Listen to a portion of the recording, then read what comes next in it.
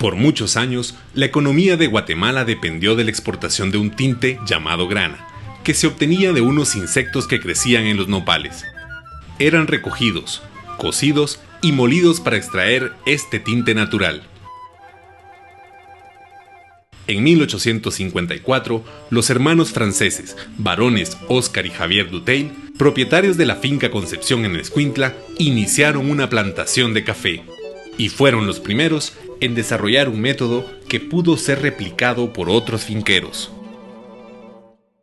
Cuando vino la decadencia de la cochinilla, el gobierno instó a los vecinos a aprovechar sus solares para sembrar café, pues se consideraba un cultivo capaz de combatir la pobreza. Las colinas pobladas de nopaleras fueron invadidas por las matas de lustroso verde oscuro. Se sembraron entre los surcos. Con el tiempo, fueron obligando a arrancarlas, para extender hacia arriba, hacia abajo del mapa, su nunca agotada posibilidad de generar riqueza.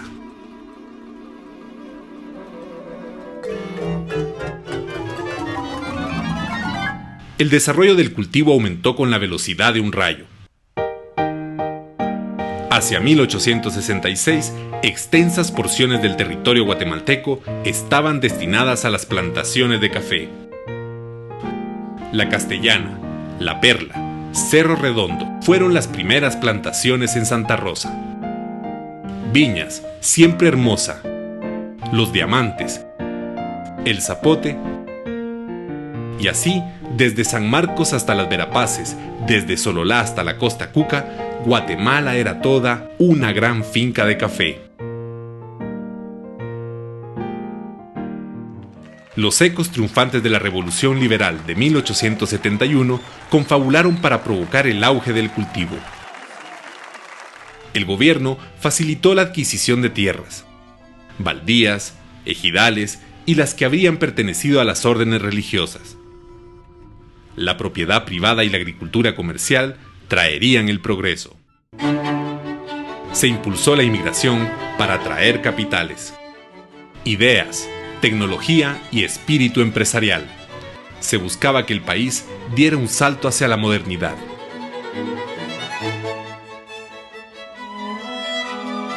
Muchos de los inmigrantes europeos no conocían la capital del país y no hablaban el español. Viajaban de sus plantaciones a Europa, donde se hallaban los países que consideraban su patria. Por todo el país se buscaban tierras, grandes extensiones para convertirlas en latifundios. También se necesitaban brazos, cada vez más brazos, baratos y dóciles de preferencia.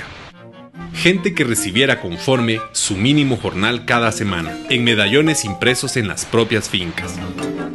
Dinero de mentiras, pedazos de metal redondos, ovalados, triangulares, hexagonales, grabados con el nombre de la plantación. Estos podían cambiarse solo en sus tiendas y cantinas. Mantenían a los peones atados a ella por ese sutil cordón umbilical. El patrón y el mozo eran seres distantes, separados por la clase, la raza y la condición económica. El transporte hacia los puertos se hacía a lomo de mula o carreta de bueyes. Cuando la mercancía salía por el puerto de Izabal, caliente e insalubre, el camino pasaba a Zacapa, Gualán y luego atravesaba las montañas del Mico, luego en bote o vapor a Livingston. De allí a los mercados internacionales. A caballo se recorría esta distancia en 7 días. Los patachos de mulas necesitaban 40. El gobierno liberal construyó caminos y muelles en la costa del Pacífico. El floreciente comercio exterior lo exigía. Puertos, ferrocarriles, telégrafos, bancos. El futuro llegaba. Ya lo decían los ecos que venían de Francia. Había que ser moderno, absolutamente moderno. El café, en granos verde azulados, en granos verde jade, como las montañas mismas donde crecía, era el corazón en flor de Guatemala.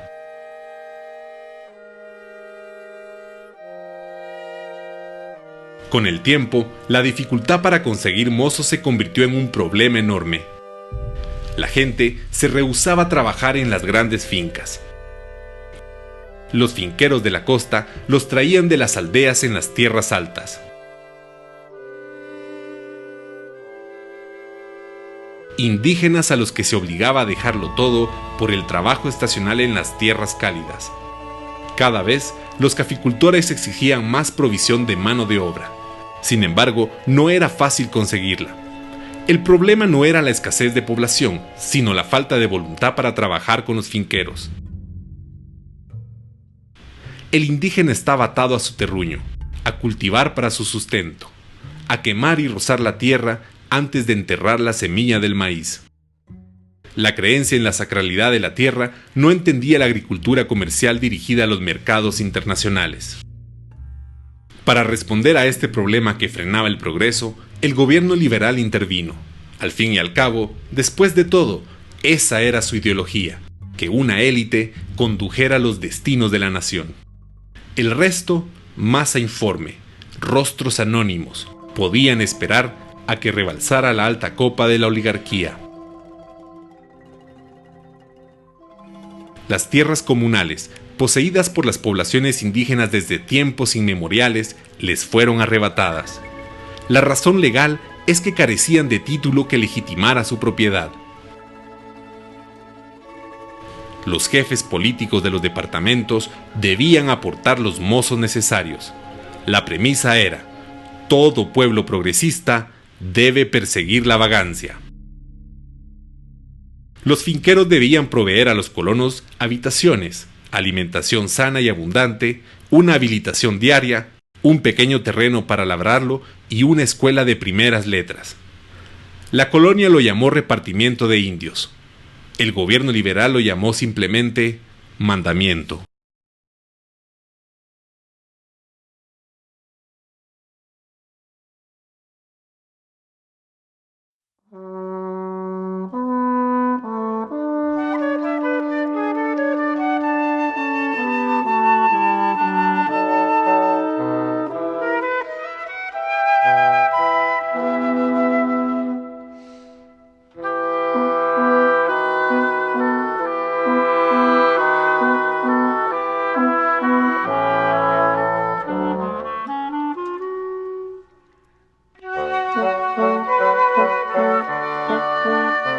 Se sembraba en las planicies y quebradas, a distintas alturas.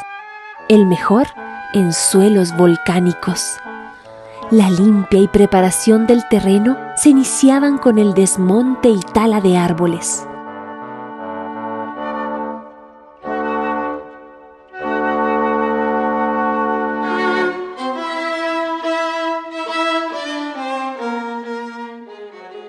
La Constitución y las leyes son irrisorias. La voluntad del señor presidente se extiende y se alarga como un gran bostezo, dejando a su paso un extendido y alargado silencio.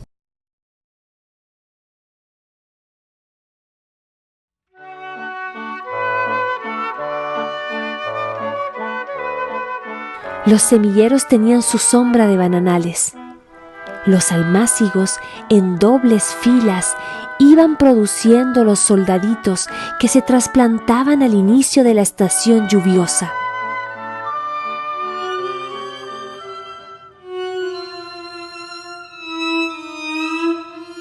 Con la mayor frescura da la orden de envenenar, fusilar o matar a palos.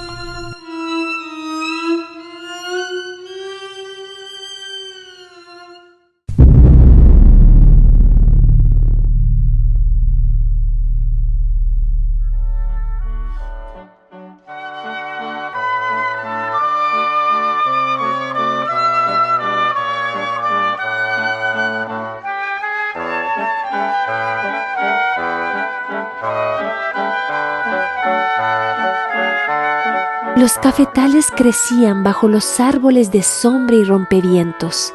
Así, los cujes, los chalumes, los cuchines, los guayabales, los caspiroles, los bitzes, los pitos, los oitos, los madrecacao y las gravileas eran hayas, guardianes y sombrillas de esos niños de ojos rojos que crecían a su abrigo.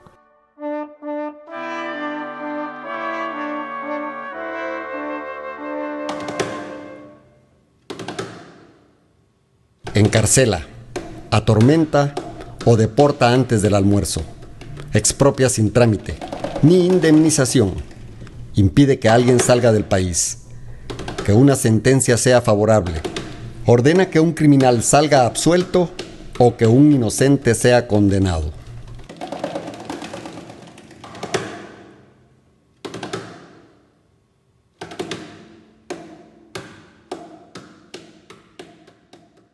Las estaciones están marcadas por los cafetos. La poda en marzo, hasta llegar al milagro de la florescencia en agosto, cuando parecieran dar gracias, ofreciendo los millares de botones blancos que son un regalo.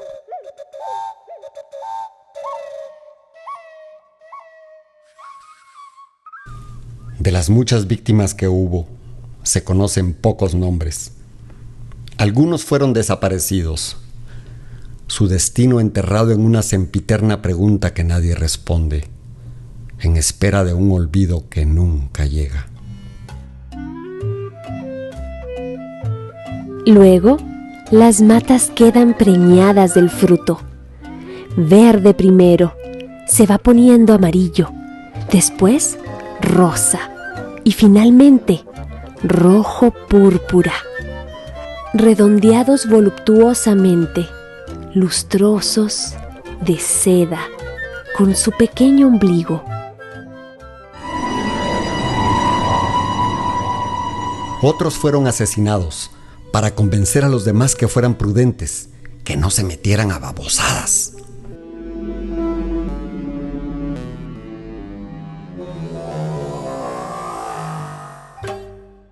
Entre agosto y diciembre se recoge la cosecha. Llegan al pueblo gran cantidad de hombres, mujeres y niños que se adentran con canastos por los caminos del cafetal. Arrancan los granos rojos de las ramas, despacito, para no lastimar las matas. La policía montada, la policía rural, la policía secreta, tan mal pagados que no alcanzaban a cubrir sus más apremiantes necesidades. Recurrían al soborno, las multas ilegales, chantajes, asaltos, robos. Al café de Guatemala se le llama lavado, porque se deja reposar en tanques de agua o pilas para que se fermente. La miel se desprende del grano y permite su suave sabor.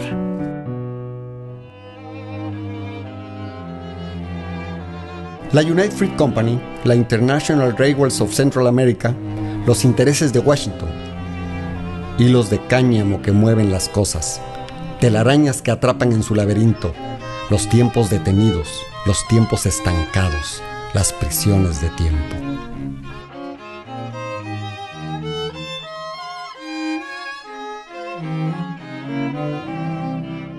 El café se escurre, se seca. Los grandes patios de calicanto sirven para extender sobre ellos los granos, para que sequen de todos lados, revuelto por los peones que no cesan de rastrillarlo. Los asesinatos son incontables en toda la República. Durante días quedaban tirados en los caminos para escarmiento los cuerpos de pequeños rateros y contrabandistas, arrinconados por el hambre. ¿Quién era Guatemala? Difusa e incomprensible, la patria imposible. El café de Guatemala se exporta principalmente a Europa, por ser de la mejor calidad, y se sirve en los mejores lugares de París, de Londres, de Viena.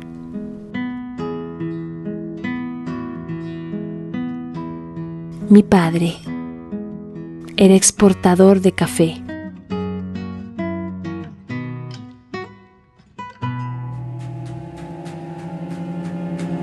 El engendro resucitará 1000 veces, como espejo de nuestros pecados, de nuestras culpas, metáfora de 1000 cabezas que encarnará por siempre lo inconfesable, lo oculto de nuestra historia, de nuestra sociedad, de cada uno de nosotros.